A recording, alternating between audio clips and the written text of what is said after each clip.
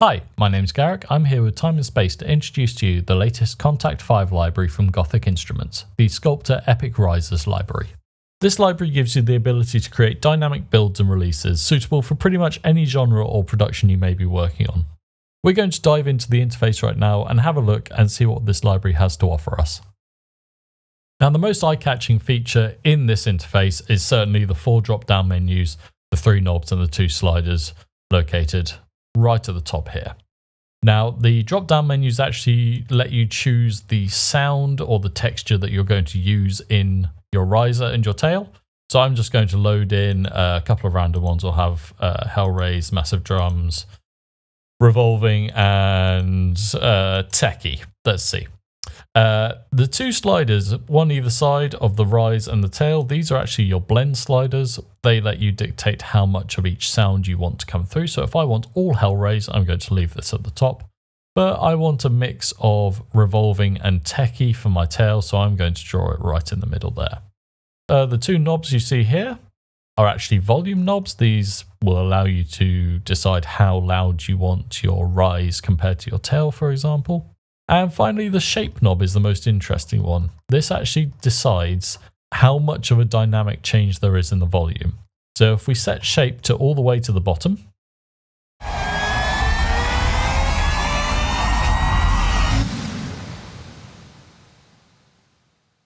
you can hear there's absolutely no change in the dynamics. But the tail is really quite long, whereas if we put the shape all the way to the top,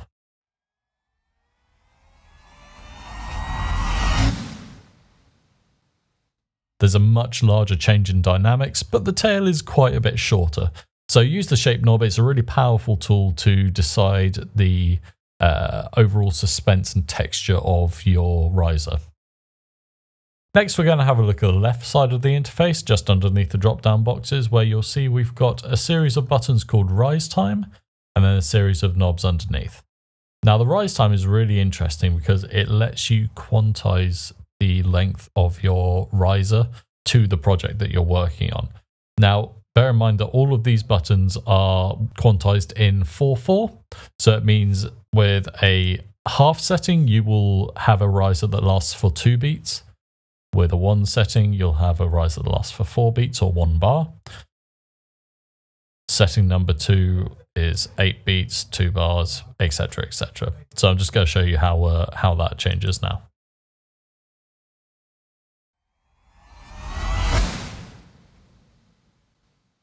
And if we switch it over,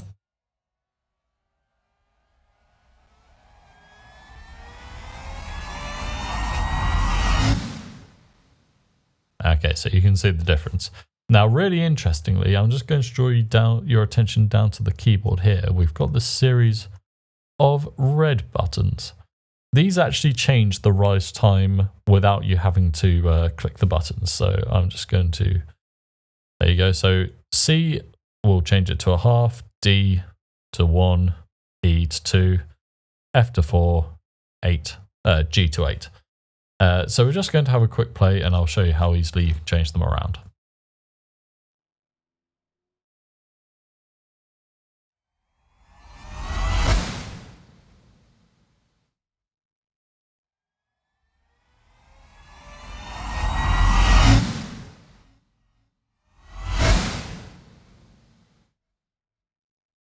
The series of knobs underneath the rise time give you 5 different control options. The first is velocity sensitivity for playing with a MIDI keyboard. The second is filter cutoff. The third is Q, which is filter resonance. The fourth is the velocity to filter map. And the fifth is the envelope to filter map.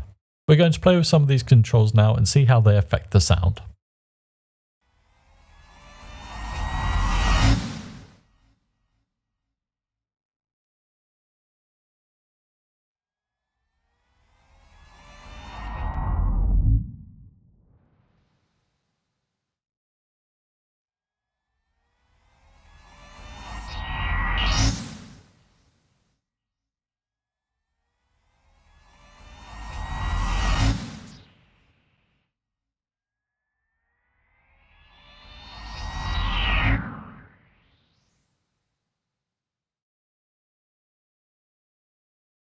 Now underneath the tail drop down options, we have two really interesting controls.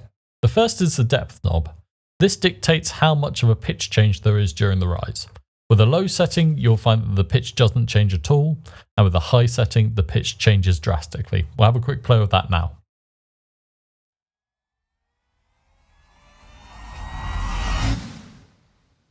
And with a low setting.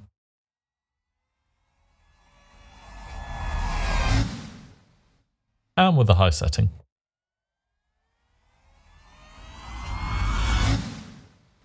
So you can hear the pitch changing really quite a lot.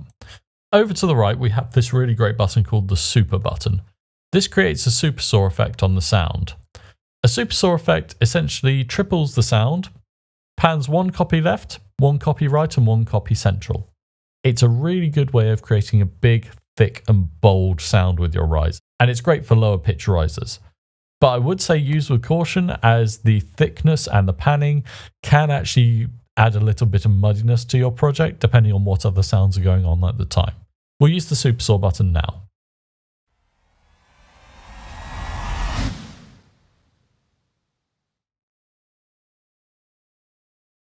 Underneath the depth and the super controls, you have 5 extra controls.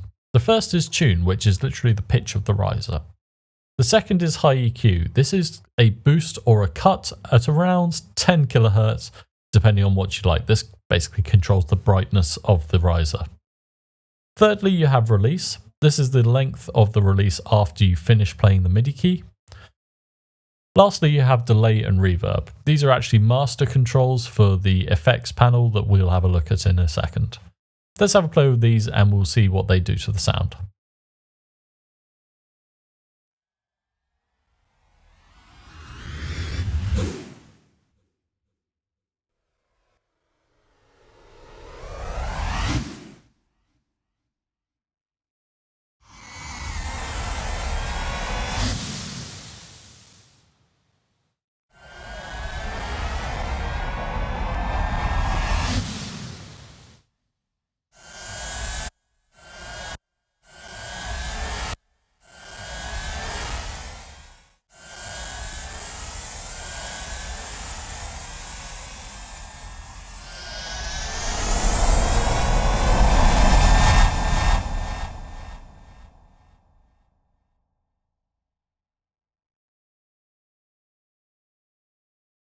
We're now going to have a look at the Master Effects panel.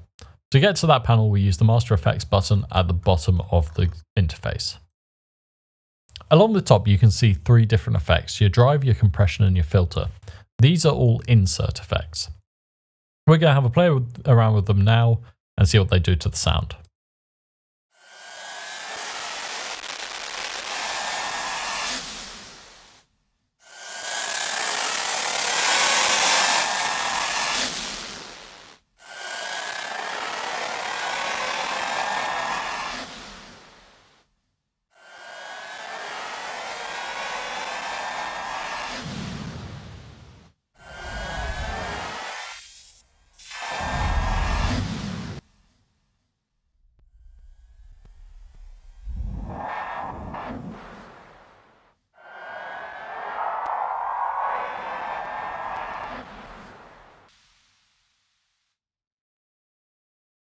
Underneath that, you have your delay and reverb effects. These are actually send effects controlled by the 2 knobs that we saw earlier in the video.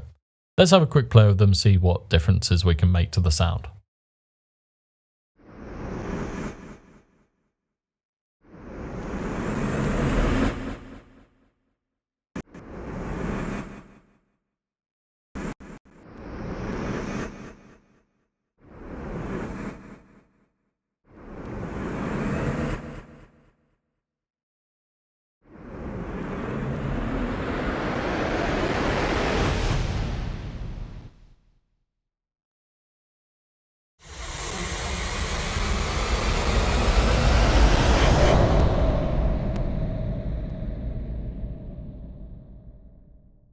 So a really powerful tool within the library to actually add flavour and depth to your risers.